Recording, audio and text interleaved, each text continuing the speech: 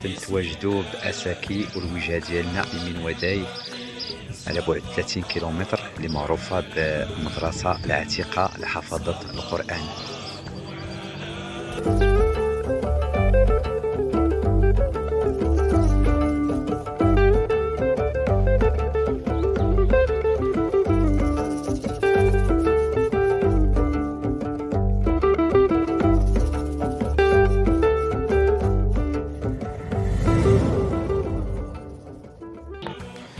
حنا الآن تنتواجدوا على بعد 110 كيلومتر جنوب مدينة تارودانت بجماعة أزاغارنيرس دائرة إغرم إقليم تارودانت، وهنا تتواجد أحد المدارس القرآنية المشهورة جدا ألا وهي مدرسة الرحمن يمين وداي. حنا على المشارف ديال المدرسة العتيقة تقريبا على بعد 11 كيلومتر. كما تشوفوا الطبيعة الجبلية ديال الأطلس الصغير، وهنا نموذج لشجرة اللوز اللي معروفة بها المنطقة.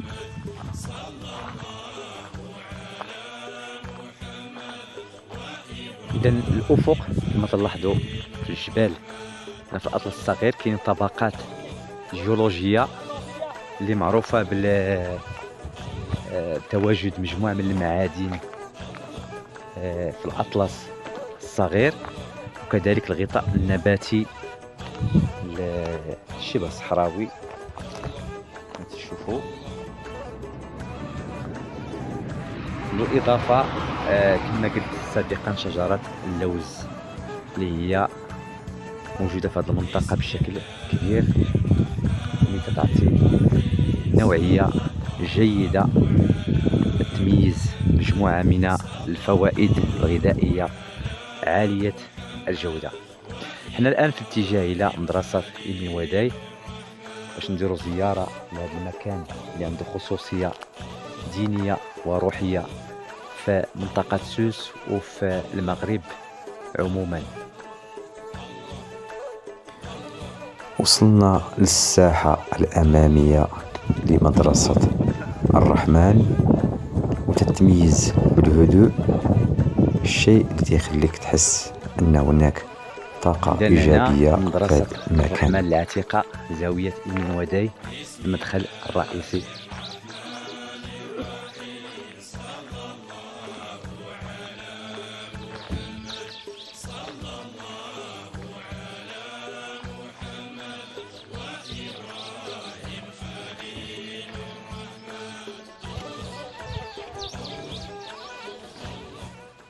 تحتضن هذه المدرسة أزيد من 700 طالب وحافظ لكتاب الله، وتتكون من مرافق عديدة منها قاعات الدراسة وكذلك مساكن أو غرف أو مآوي للطلبة، وكذلك قاعات كبيرة من أجل حفظ القرآن ومسجد وقاعة للضيوف، خصوصا أن هذه المدرسة تستقبل كل سنة أعداد كثيرة من الزائرين من مناطق كثيرة من المغرب وخارجه.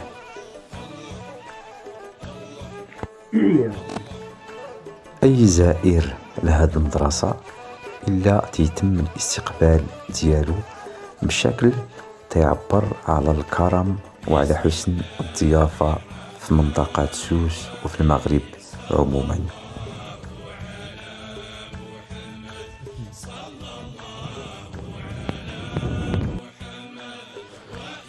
تعتمد مدرسة الرحمن على تبرعات المحسنين، وتتلقى فيها الطلبة وحافظة القرآن تعليم مجاني 100%.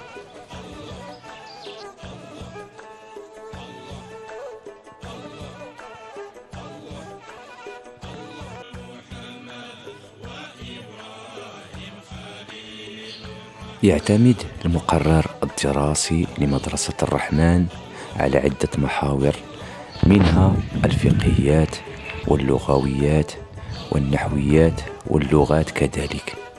وتضم البرنامج الدراسي مواد غنية ودينية أصيلة وعتيقة.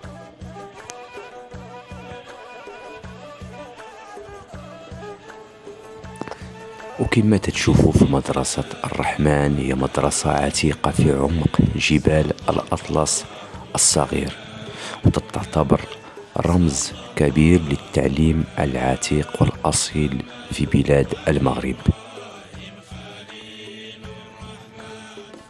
كل سنة تيتخرج مئات الفقهاء من مدرسة الرحمن، وتيساهموا في إغناء الثقافة والتراث الديني في بلادنا، وكذلك تعتبروا كنز ورمز كبير للإسلام وللمسلمين.